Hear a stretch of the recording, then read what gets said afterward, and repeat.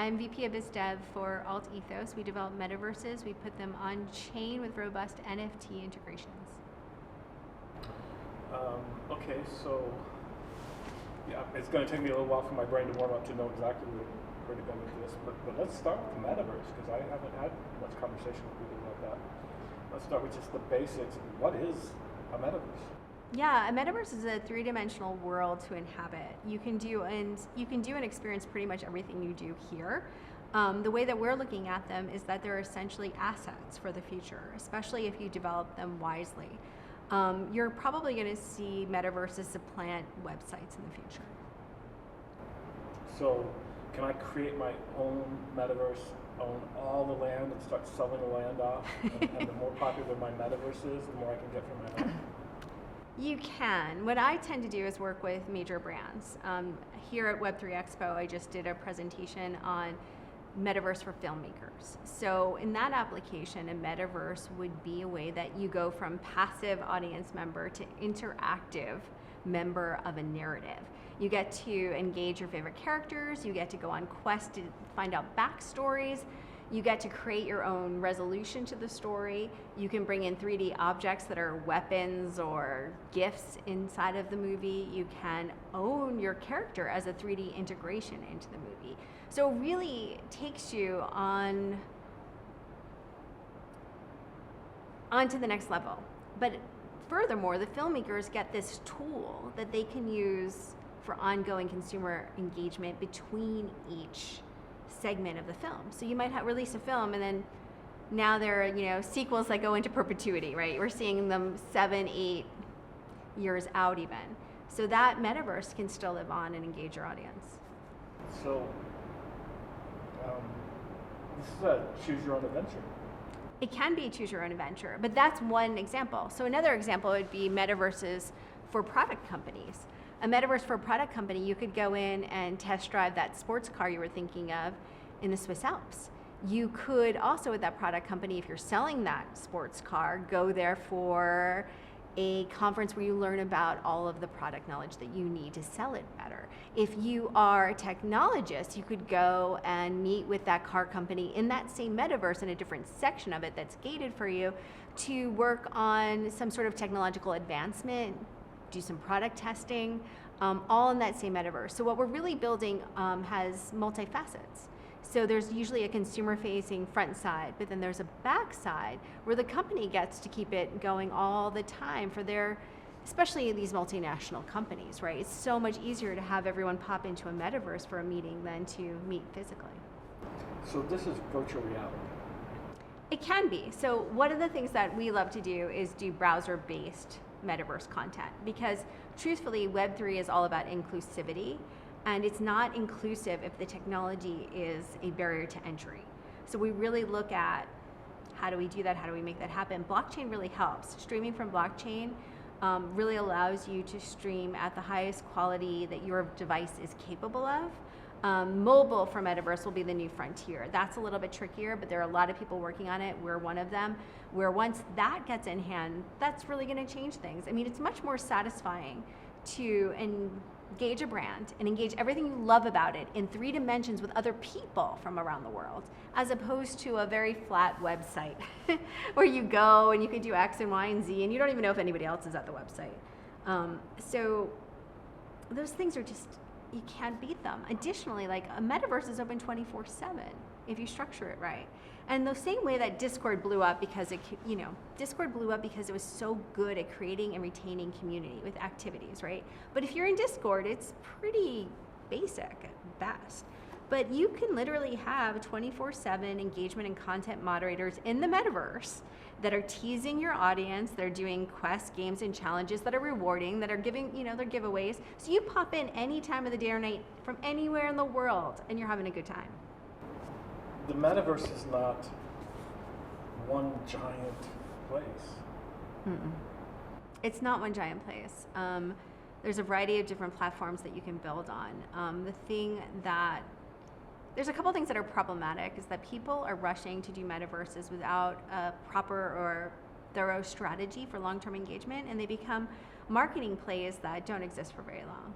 Additionally, not every platform has the interactivity or the utility that is appropriate for the brand. So when people are building metaverses, it really behooves them to take a minute, bring in a strategist, really integrate their NFTs, build out proper utility so that it is an asset. Additionally, there are several ways that you can have ROI on your metaverse build. A metaverse marketplace is the most obvious, right? And there have been some really big metaverses that have sold goods virtually and made a fortune. But you can also sell goods that are virtual. You could also sell access that is in the form of a membership, or access in the form of event tickets or tokens. You know, so there's so much that you can do. Yeah, there's so much you can do. So, marketing, advertising meets interactivity. Yeah, marketing, advertising meets interactivity, but there are use cases outside of that as well. I mean, the museum world. The museum world is hopping to the metaverse really quickly, and that surprises a lot of people, right? But they've got these priceless collections that they need 3D objects of, step one. Step two, they need a younger patron base. The majority of museums have older patrons that are aging out, and they need to reinvent and reinvigorate what it means to go to a museum. Thirdly, it expands the ability for a museum to educate. Because when you're in the metaverse and you're conducting a symposium with a random rare object, you can bring it in 3D. You could turn it upside down. You can crack it open. You can dissect it. In real life, you can't do that. You don't have the luxury of that. You can bring in videos in a minute and stream in somebody from around the world, or even an excavation site. Additionally, with robust NFT integrations, and I love this, you can raise funds by fractionalizing NFTs that go toward the preservation of historical objects. That is really amazing. So museums no longer have to decide between preserving an artifact or keeping their museum running. Additionally, they can increase their revenue by having a virtual membership, a physical membership, or a hybrid membership. My company has been working on patent pending technology where we bridge the gap. And you're going to see that more in the future. And that's not very hard to do. But this idea that you either have to be in the physical or the virtual, and you're one or the other, is kind of short-sighted. The truth of the matter is, right now, if Web3X had a metaverse, we could be looking at it right here in this room. We could be interacting with those people via screen, via technology, not hard. And their metaverse would look like our metaverse and vice versa, and it would just feel like an extension of the room for all of us. And that is super exciting. So, is this going to increase the flow of traffic to the actual physical entity that you're building the metaverse around? Or is this going to substitute for physical attendance? Really good question. I think metaverses are going to be more of an augment, neither detracting, but perhaps increasing. One of the things that is on the future for the metaverse is virtual tourism. You may want to go somewhere so special to you, but you may not have the funds. It doesn't mean that you can't explore it virtually via a digital twin. Also, in some circumstances, say for example, even a museum, what they're building as a metaverse isn't necessarily a virtual twin of the physical, because they want something more playful. If they're doing an exhibition of an artist like Picasso, they want you to reassemble his works into a new work. In the metaverse, you can do that. Now, the beautiful thing about that, and we talked a little bit about this earlier, is that people learn best through activity and through play. And the metaverse is really going to expand the possibility for education, because you are going to be able to play to learn. And right now, I'm seeing more and more schools coming to us for advice, insight, and for metaverse builds for that reason. So the days in our generation where you pack 50 kids on a bus and go down to the local museum, kind of gone, because why would you go through the cost of the bus, the insurance, the teacher's aides, the come here kid, just all of that is gone. Well, I actually... And you could literally do field trip one day, study one day, field trip, and kind of integrate your lesson plan with these field trips in a way that was, in our generation, maybe had 1 or 2 a year. No, I love your thinking on this. And I don't think that's necessarily going to supplant IRL field trips, but I do think, to your point, you can visit the Louvre, for example, in a class when you're studying the works that are actually there, right? And that would have been cost prohibitive in the past. And now it's not. And now it can happen in real time. The beautiful thing about this also is you can actually talk in real time to the curators. You can talk to the people preserving the works. So it's going to open up exponentially the way that we educate and hopefully the paths to education, so that our educational system isn't maybe so regimented or rigid, but that incorporates music, play, music, and dance, and re-embraces the arts again. You said IRL? In real life. I was thinking in real world. Didn't know that. So, and by the same token, you, like the Arm & Hammer Museum in Los Angeles has the Da Vinci Room, which has the codex and that's kind of, but doesn't have most of his artwork. You could literally focus on a particular person and go from this to this to this, dot the world, and see all of the things of a particular subject, correct? Or you could be looking at, some historical event and could go to, this country's side of how it happened and this country's side of how it happened, and there's the two different meta worlds, and at the end of it, you're like, oh, now I've seen it, and this is a kind of a, reading is, but seeing, living. So that's where I want to go with this. You can, seeing it, yes, but you actually will have the capability in certain metaverses, depending on who developed it and what their intention is. You could go in as one of the soldiers and reenact that moment virtually under the conditions that were there in the location that it was. So yes, it changes things dramatically. Real estate, I did a session here on the tokenization of real estate assets. I was the moderator. And the reason why I was a moderator or even interested in it is because real estate is going to open up via the metaverse. It's already an international phenomenon, people buying real estate in other countries very easily, right?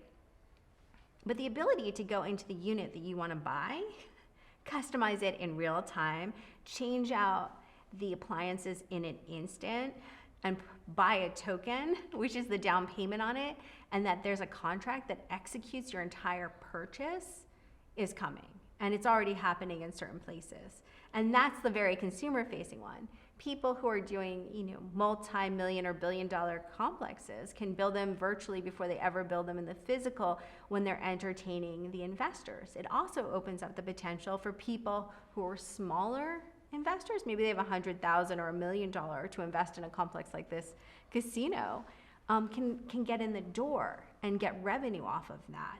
Additionally, the fractionalization of vacation properties is a whole other thing. You're seeing, there used to be timeshares, right? And now there are these mansions where you could buy 1/8 of. This can all be done through tokens and NFTs, and it is happening in real time. And some of the people here were building brilliant technologies around that. So you could do the same for, say, a venue like the Grand Ole Opry, and your experience and my experience could be two different things. I go there to see Conway Twitty, but you want to see whoever.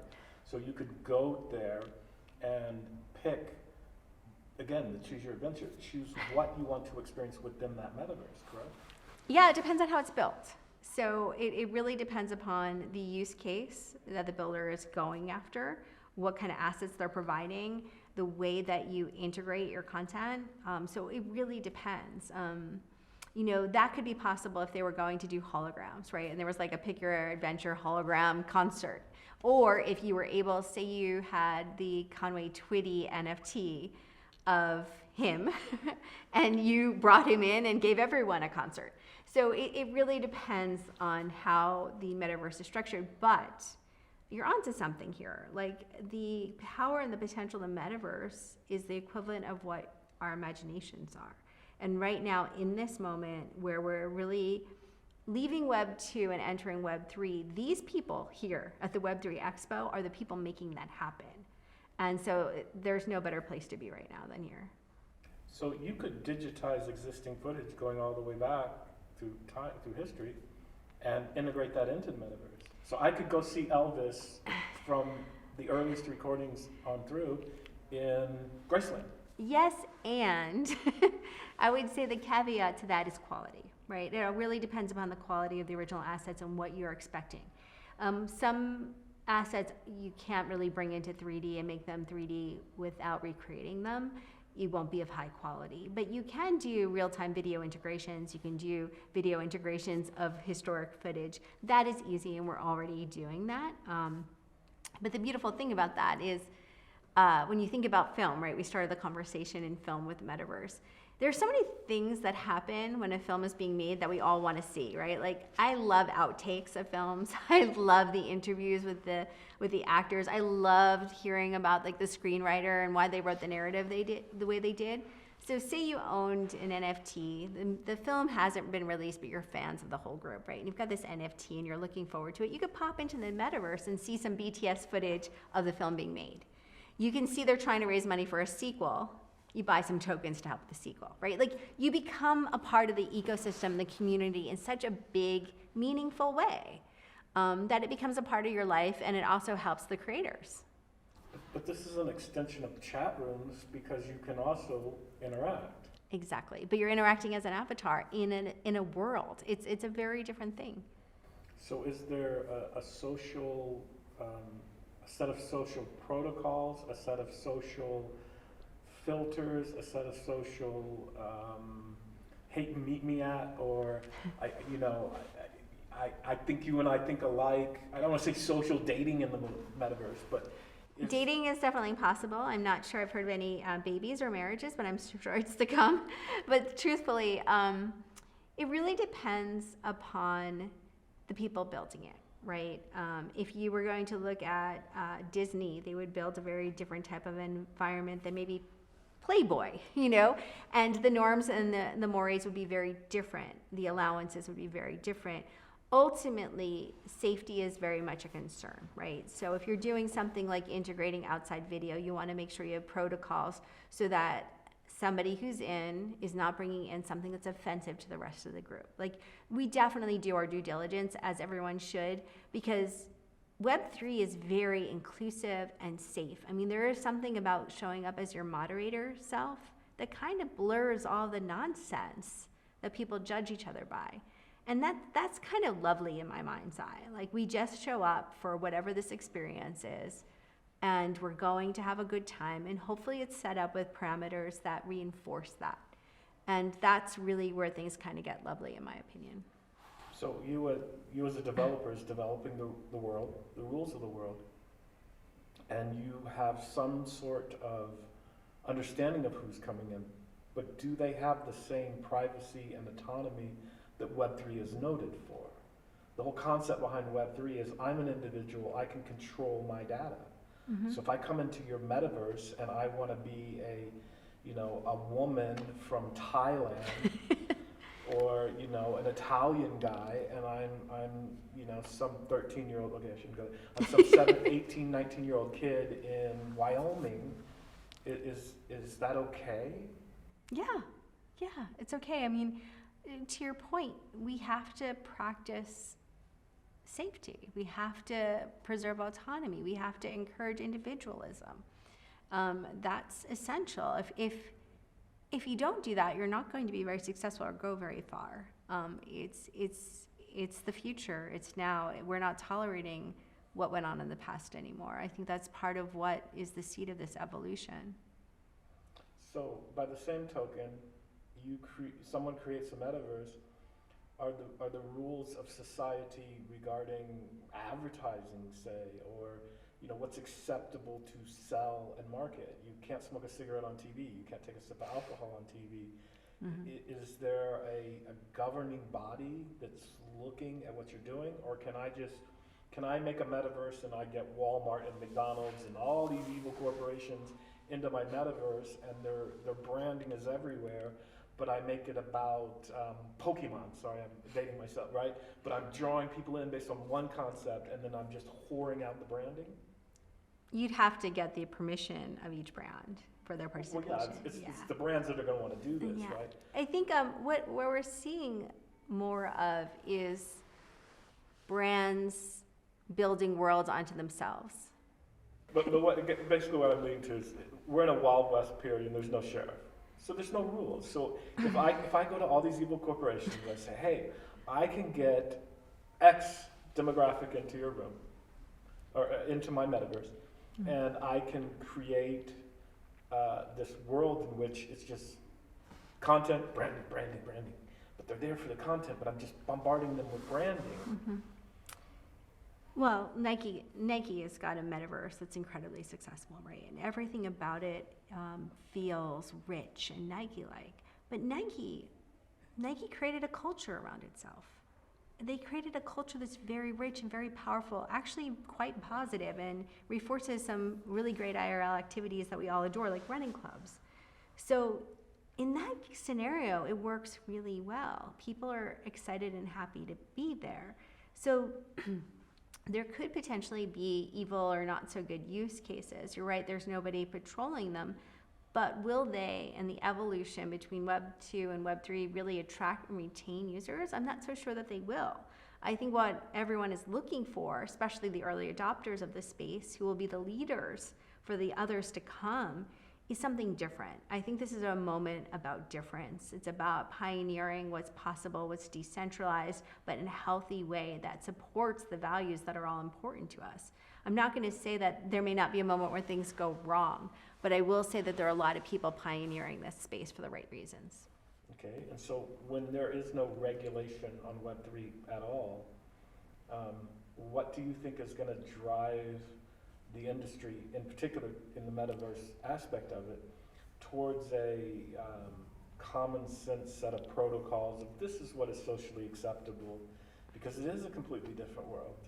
You know, what if somebody's in the metaverse and some pervert's jerking off and you can hear him doing it? I hate to be vulgar, right? But I'm just saying, who is going to... Well, you could put, for example, you could put limitations on the way that you design avatars so there's no jerking off possible. Well, I mean, you hear the sound or something. What I'm saying, it's not so much of what that negative activity will be, whether it's corporate driven or yeah. just... Well, there's limitations on what you could do based on the way that it's designed.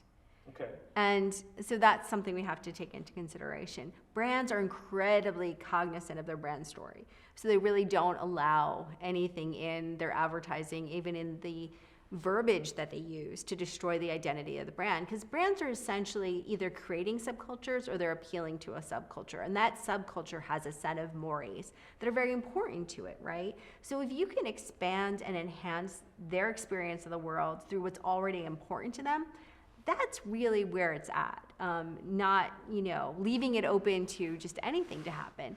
And there are those metaverses, but the ones that are going to be meaningful, the ones that are going to last for a long time, are really thinking about their audience. They're really building something substantial and meaningful with engagement that mimics what they would do in IRL and also perhaps extends it. But there's still no authority. There is authority, actually. It's not completely without regulation. So in this sense, yesterday in my talk about the tokenization of real estate assets, there are starting to be regulations on the tokenization of assets. And one of the things that came up, especially in that conversation with these two attorneys, was that there are a lot of people in the Web3 space that are actually perhaps... And trust me, we'll get into other stuff. I'm just kind of pushing a bit hard into this because it is a main thing, and you'll get to understand why in a second. Okay, cool. But essentially, it's fun. The rules of the world is based on who's creating the world. Mm-hmm. Yeah. Okay, and so regulation is coming. There is some regulation for certain aspects of it already in existence. In relation to the metaverse.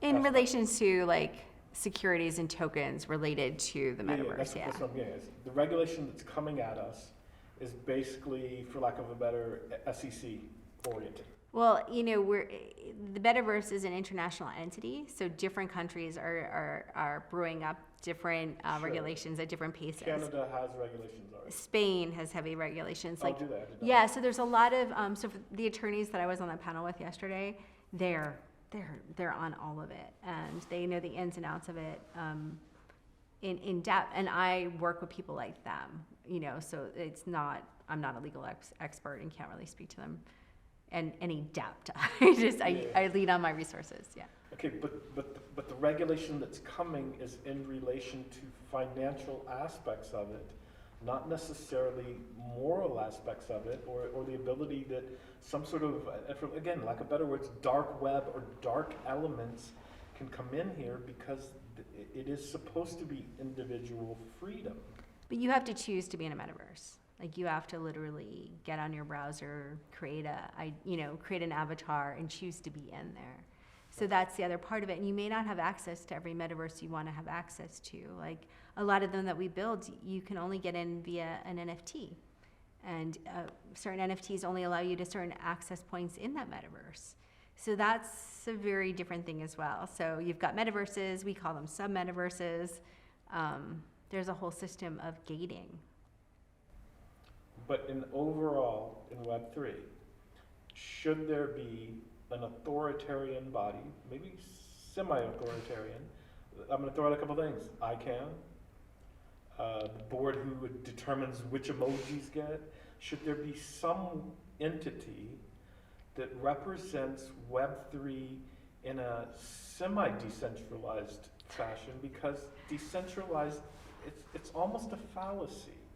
There's no way that this is going to remain the philosophy of Web3 versus the reality of the technology and the social implications of Web3. It's never going to be completely decentralized, and regulation is only going to bring in big money. And when big money comes in, we're only going to get further down this road. And many people started with this. This is good for the starving artist. This is good for the small business. This is a leveling of the playing field. Let's keep the big corporations and big money out of it. And that's about to change. I don't know that it necessarily is. I mean, anything on chain is decentralized. Anything on chain you can prove by proof of work or proof of stake, and there are new ways of proofing it all the time. But it's not something, I mean, you've got smart contracts auto-executing things. I mean, that's why I love it in real estate. Like, you can actually set off a series of events that will occur without any people being involved unnecessarily. So, I mean, maybe when you're talking about like the behavior side of it, you could have your own, when we talked about earlier, like avatar moderators, like content and engagement, right? Those would be your proprietary, your proprietary regulators within your own metaverse, because they're engaging your audience with quest challenges and giveaways, but they're also the people that are going to be looking for poor behavior, or perhaps even, I think in the worst case scenario, where a metaverse starts to fail because some portion of the programming or the development didn't get it right, and there's something that shows up that shouldn't. So I think, it's going to be much more self-regulating as far as the behavior is concerned. I don't think that there's going to be a way that you're going to be able to have federal or state regulators take that over. And as far as everything on chain is its own mechanism. There is no outside need to regulate that, nor is that even a possibility. So we'll see how it evolves, but right now, it's exciting. Thank you.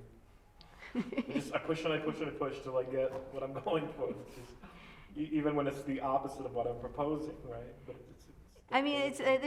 that's truthfully how I feel and I see it. Like and part of what I do and where I think I'm valued in this world is seeing the potential to pull disparate things together to get things done and to make sense of a complex playing field, and then bringing teams to execute. So in a way, the questions that you're asking, and I'm glad that you're asking them, and part of why I love being here, is that people will ask you the hard questions because they know a lot. And it only makes all of us better.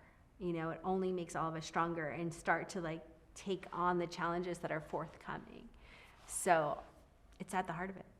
Okay, so a couple more things. Should there be a Webster's dictionary where we can all agree on certain terminology? Like IRL or not IRL? Well, no, okay, I'll give you an example. When you say crypto, have we not just abused that word, and too much negative connotation can come to it in certain circles, and we ought to retire the concept of crypto and start to be more specific of what aspect of crypto we're talking about? When you talk about a digital twin or some of these terminologies, should some, again, governing body say, this is the term, this is what it means, this is the term, this is what it means, and create some lexicon in the Webster's Dictionary of Web3 concepts? I mean, you're bringing up a really interesting point that really informs it really speaks to the challenge of this moment. And the challenge of this moment between mass market adoption and not is the lack of education. and even really well-educated people out there don't understand baseline what's happening. And that's how words and terms get abused, is because there isn't a lot of knowledge. So I can only speak to the experience that I've been involved in, and I've been involved in NFT drops for kids and parents. I've been involved in metaverse building and deployment. And for us, it's always been a priority to provide that education with our marketing, to provide that as part of our culture and our activities, like even speaking here. I think that that's the way that it's really going to grow, and people are going to evolve into it. There will, however, we were talking about this in my session yesterday, be a moment where utilizing the aspects of Web3 are going to be so easy. It doesn't matter what terms they know. It doesn't matter if they care about blockchain. They're already going to be utilizing it, and it'll be seamless. And that's really where the metaverse plays.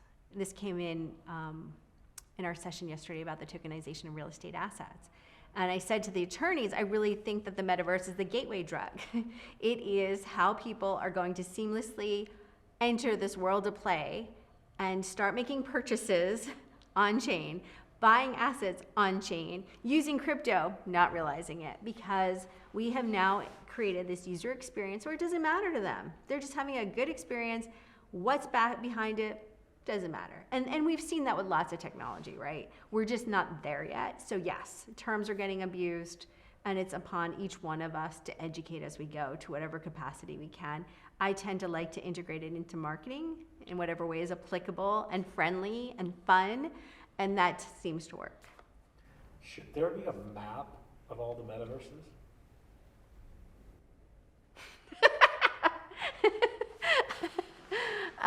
No, I don't think so. So how do I know where I want to go? Probably the people building the metaverses most applicable to you will be marketing to you. They will be engaging you. They will probably be part of your social circles and part of the fabric of the everyday experiences you participate in IRL. It'll be, like we talked about, a seamless transition because you get an invitation to participate in a metaverse. So at what point is Google or somebody going to say, if you like this metaverse, you'll probably like this metaverse? I mean, that could happen tomorrow. I mean, that's an easy thing to do, right? Like, I don't think that that's far off at all. Yeah, I mean, it's probably out there. So as I go through this metaverse or that metaverse, what, and I don't want to say protocols are in place, but basically at this point in time, the way I click my phone, where I go, when I go, everything's tracked. And that's all being built as a profile on me as a person. And therefore, that is a reflection of my children. My children are going to inherit a profile from me as the parent, because we all know that I've influenced my child. So as my child starts to become of age, and data is being collected, I should own that data. But who raised? If I believe in guns, then you're going to think my child believes in guns. If I don't believe in guns, okay, I'm just throwing an example. So at what point, when I go through your metaverse, is my behaviors mine, partially your right to keep tabs on, perhaps for legal issues of what we talked about before, shareable with other people you meet within the metaverse? Oh, if you like this metaverse, you'll like this person and this person and this person in the metaverse because they also like 3 other metaverses you like.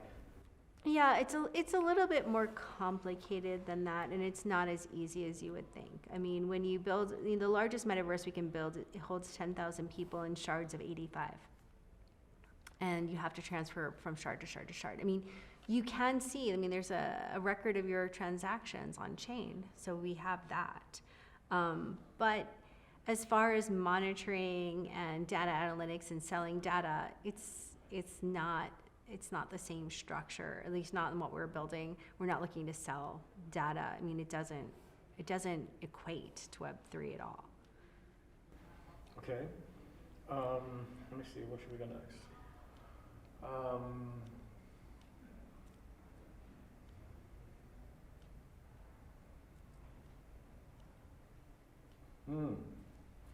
So right now you have people who are coding the metaverse, if you will. We're more builders than coders, so we're not on the development side. We go in as consultants, we go out in as strategists, we help you determine which platform you're building on, how you're gonna build it, when you're gonna execute it, what your ROI is gonna be. So we play across verticals, and also we're technology agnostic. That's your company. Mm-hmm. Yeah, but what I'm saying, right now the metaverse is being built by companies like you in coding. Mm-hmm. So what happens when we get to the point where AI is going to be creating, oh, here's another room in the metaverse, and oh, here, you can go down this hallway. Ooh, open this door, and here's another one, because the cost and the time factor is no longer based on how much money the person or the company that's building the metaverse has.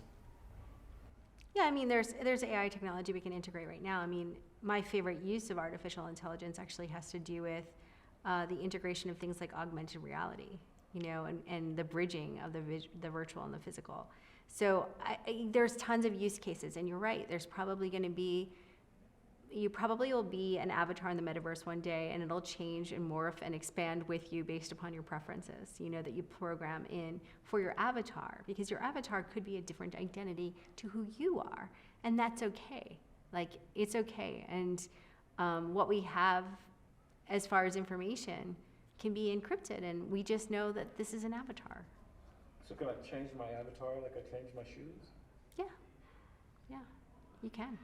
You can have multiple avatars. You can buy new avatars and bring them in. So yeah, you're not stuck being any one identity for any one reason.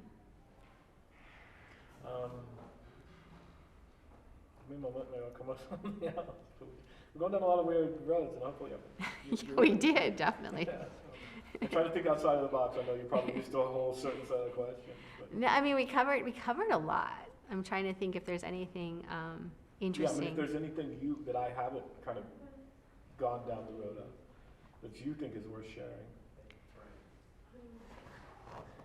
Museums, real estate, movies,